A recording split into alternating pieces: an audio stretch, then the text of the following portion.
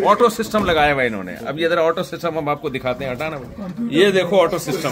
अंकिर मुनकिर क्या दो, अंकिर मुनकिर क्या तो आपकी ना पिटाई हो जाए कि हमारा नाम क्यों बिगाड़ा तुमने। अल्लाह इनको जज़ाए खैर दे, इन्होंने स्पेशल सीट दी हमें, बहुत एक्साइटेड हैं ये जिन्होंने हमें बोर्डिंग कार्ड दिया।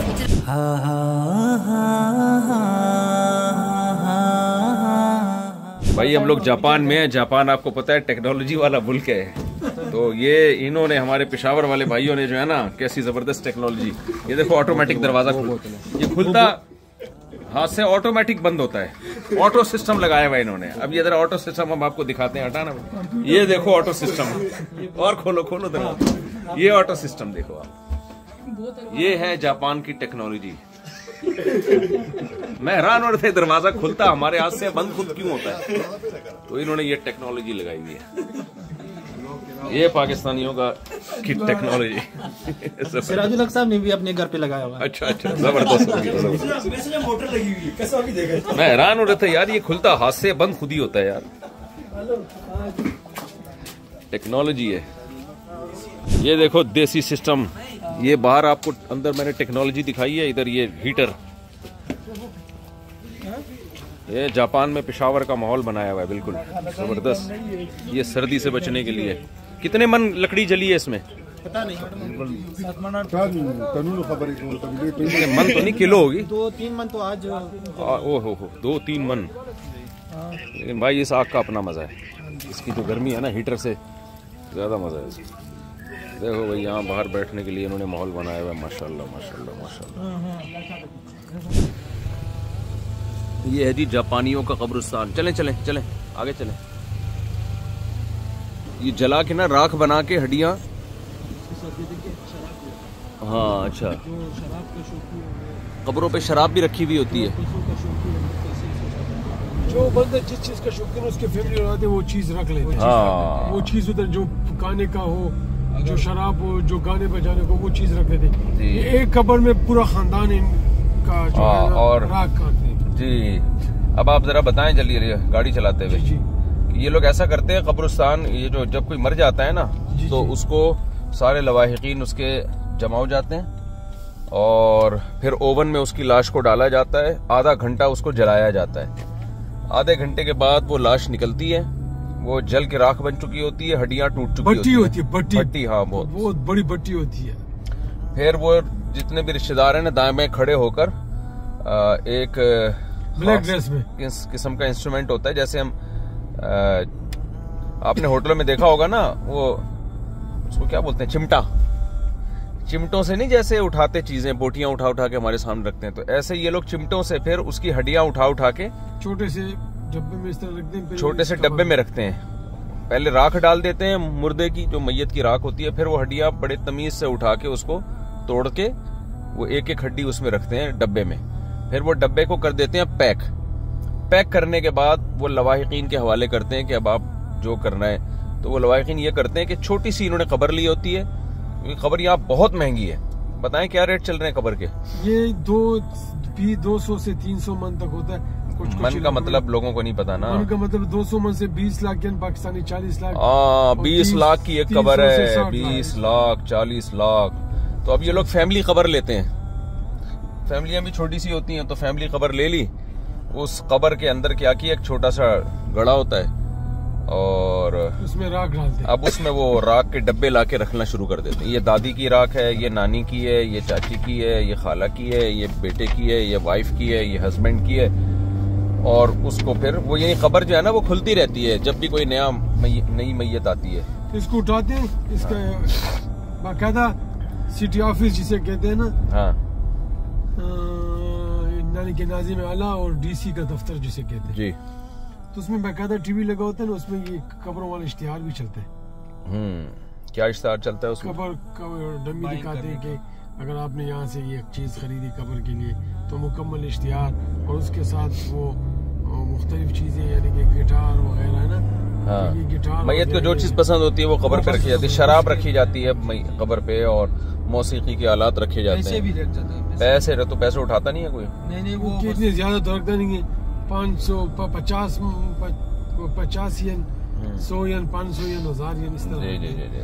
और जो है फ्रूट वगैरह रखते हैं। फ्रूट वगैरह तो लोग खा जाते हैं। जूस वगैरह रखते हैं। जूस और जो है क्या करें, और शराब भी रखते हैं। और इधर इन्हें भूत लगाए होते हैं ताकि जो मरा हुआ है ना तो उसको अल्लाह खूब पीटे नहीं। क्या लगाए हुए होते हैं? बुत लगाए हुए होते हैं। बुत लगाए होते हैं, शराब लगाते हैं ताकि जो मरा हुआ है ना ताकि उसको खूब कुटाई हो जाए। अनकिर मुनकिर क्या तो अनकिर मुनकिर क्या तो अनकिर मुनकिर क्या तो आपकी ना पिटाई हो जाए कि हमारा नाम क्यों बिगाड़ा तुमने। 5वें बाब के बाद एक और फिल्म एक और रिपोर्ट आई है। गप नहीं लगाएंगे, व्लॉग बनाएंगे तो गप लगाएंगे। अच्छा आप लोगों के सामने गप भी इंसान ना लगाए तो फिर तो खामोश ही रहे बेहतर है ना। मुनकिर।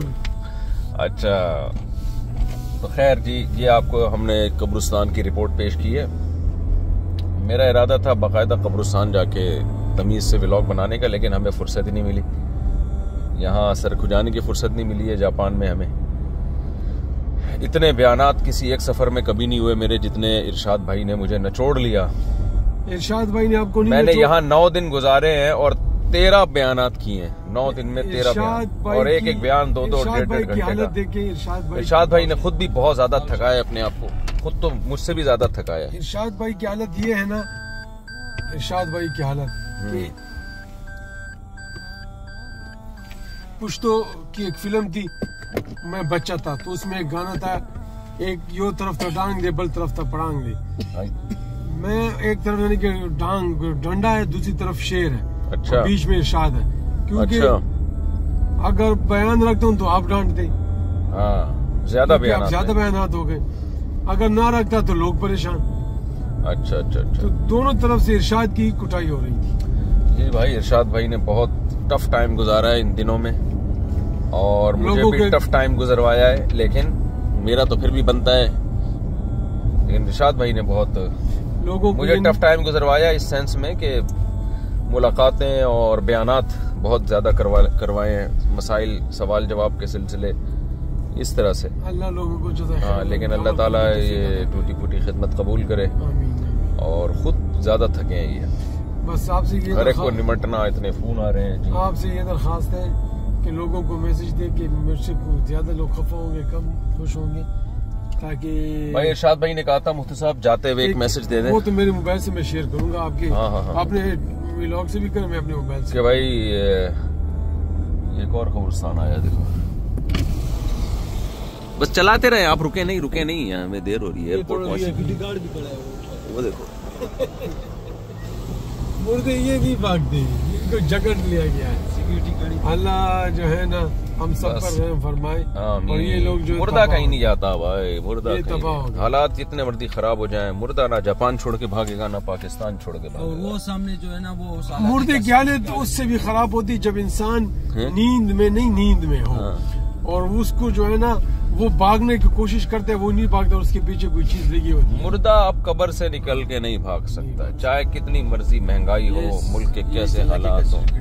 मुर्दा बज़बान हाल कह रहा होता है प्रोग्राम तो बढ़ गया। इस इलाके का सिक्योरिटी है, वो इस इलाके का सिक्योरिटी। अच्छा, ये सिक्योरिटी गार्ड इस इलाके का देख रहा हूँ, ये आप देख रहे हो, ये इस जगह का सिक्योरिटी गार्ड है। चलो जी,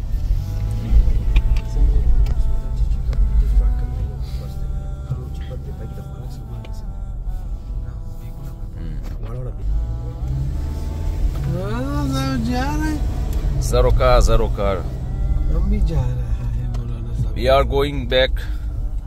We come back.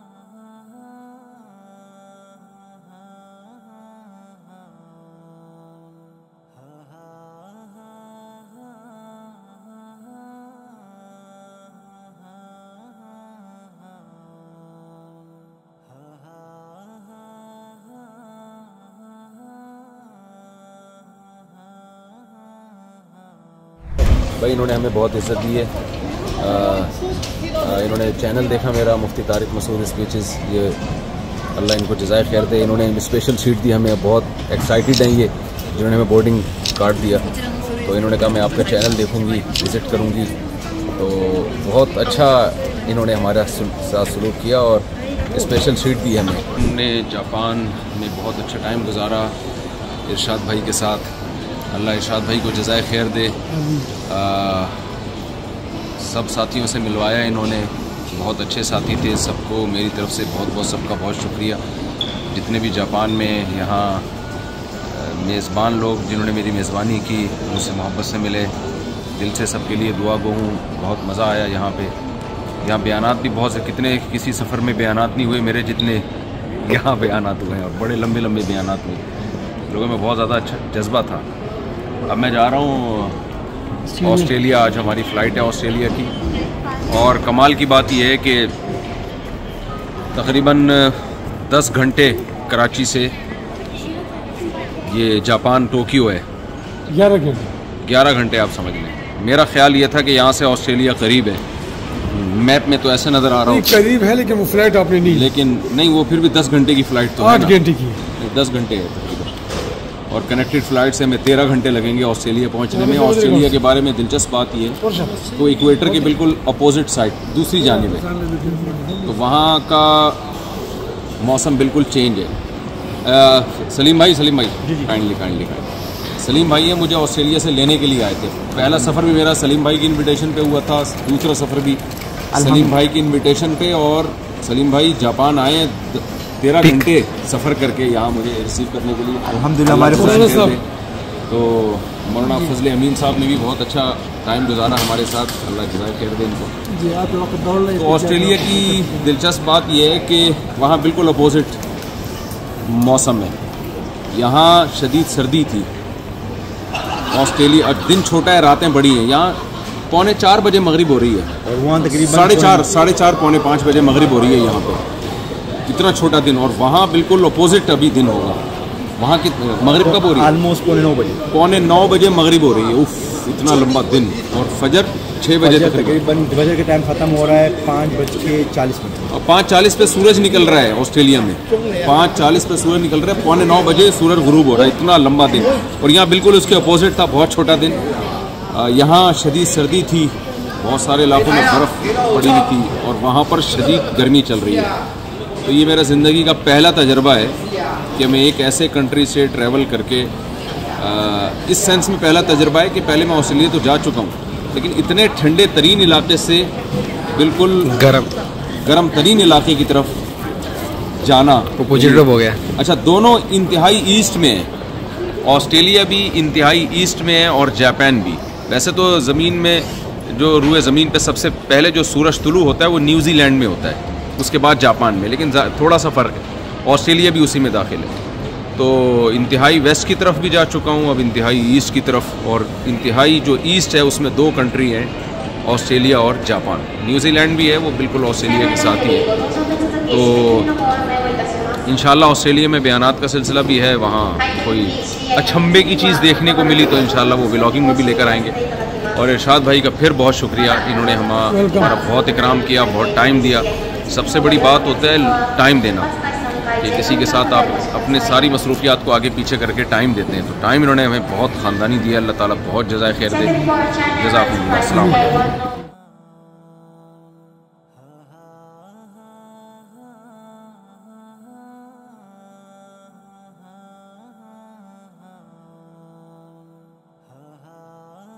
बिस्मिल्लाहिर्रहमानिर्रहीम। आज हम ऑस्ट्रेलिया पहुँचे हैं, जापान से ऑस्ट्रेलिया। और पहली अजीब बात यह है कि यहाँ क्या टाइम हो रहा है अभी हो रहे हैं रात 10 बजने 10 मिनट रहते हैं 9 बजने में। 9 बजने में 10 मिनट बाकी हैं, रात के 9 बजने में, और सूरज निकला हुआ है। रात के 9 बजने में 10 मिनट बाकी हैं और सूरज आप देख रहे हैं, मगरिब का टाइम भी नहीं हुआ। और ये मस्जिद आपको सामने नजर आ रही है मेलबर्न में, ये टर्किश मस्जिद है, बहुत ही खूबसूरत मस्जिद तुर्कों ने बनाई है। ये मेरे साथ हैं जनाब शफीक भाई, पाकिस्तानी हैं, और ये जनाब रेहान भाई, ये भी पाकिस्तानी है। ये शाहिद भाई, सॉरी, ये यहाँ इंजीनियर हैं एक जहाज़ की कंपनी में। और आप क्या हैं?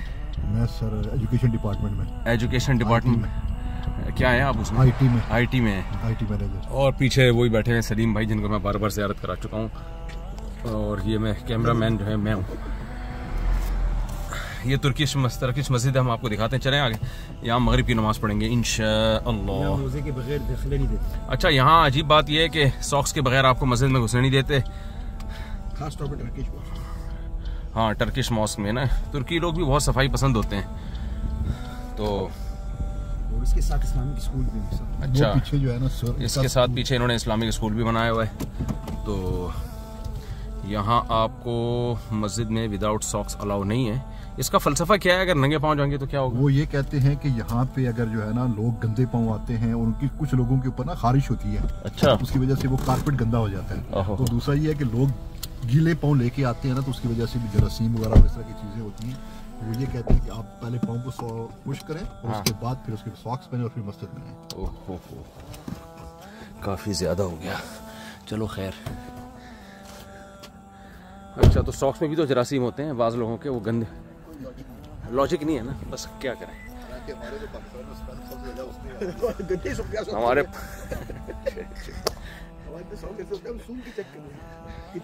बाज़ लोगों के सॉक्स के ना वो जो बेहोश किया जाता है, वो उनको अगर बेहोशी के इंजेक्शन से बंदा बेहोश ना हो रहा हो ना, तो सॉक्स उंघा दो, बेहोश हो जाएगा। मिर्गी वाले को कुछ उगा देनी है, मिर्गी वाले को भी तो समझा देना कि सॉक्स लगाओ। Very good. टर्किश मस्जिद। अरे जमात खड़ी हो गई है इधर। वही नमाज यार, मेरा वुजू तो है, वुजू है, हमारा वुजू है पहले से। ये अल्लाह का फजल हो गया। बहुत बड़ी मस्जिद है।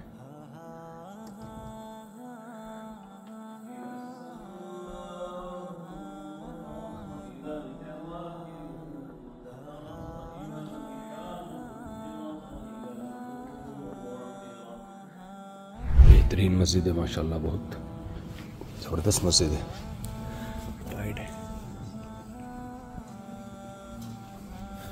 ये तुर्कों ने हमेशा से, इनकी तुर्की में भी मस्जिदों में ये एक जगह थोड़ा अलग से बना होता है, पता नहीं क्यों।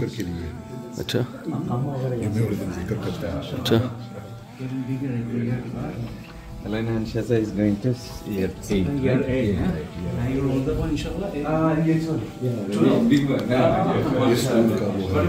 उनके इस्लामिक स्कूल है। ये देखिए टर्किश का झंडा लगा हुआ है, साथ में ऑस्ट्रेलिया का लगाया हुआ है। अच्छा, मस्जिद में टर्किश और ऑस्ट्रेलिया दोनों का झंडा। अच्छा, ये पीछे स्कूल है। सबके साथ एक तस्वीर। मेरी राय है कि मस्जिदों में झंडे नहीं होने चाहिए। क्या ख्याल है?